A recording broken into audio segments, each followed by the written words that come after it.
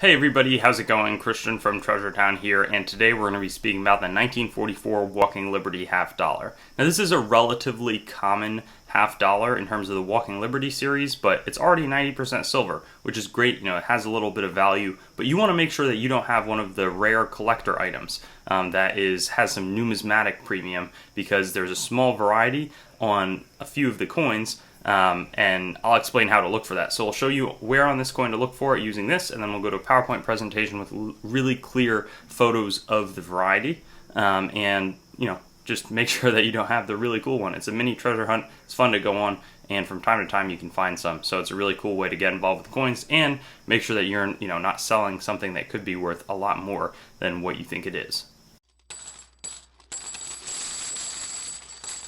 And this one is relatively simple to explain, but the 1944 Walking Liberty half dollar, this one has I think it's Adolf Weinman, AW engraver's initials. Well, sometimes that will be missing, so that's going to be the variety to look for.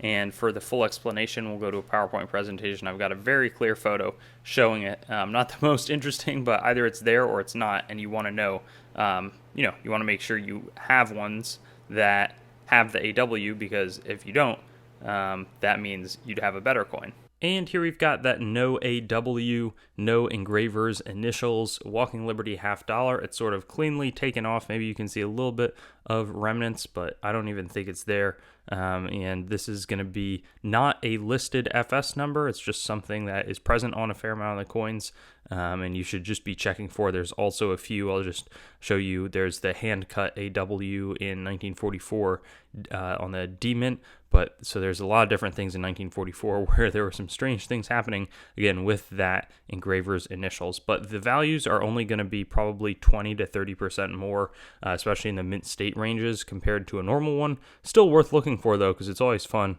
I often think it doesn't really necessarily matter the value. Any variety is cool. In mint state, AU 55 being $45, certainly better than the average AU 1944, where there's relatively little premium.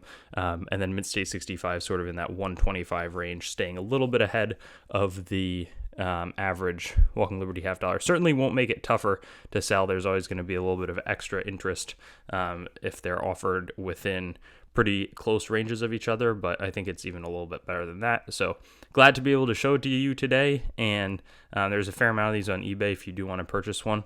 I just think it's sort of a unique. There's all sorts of different varieties, whether it's double dies or repunchment marks, but the engraver's initials are also a sort of a focal point that people have found some cool stuff on over the years.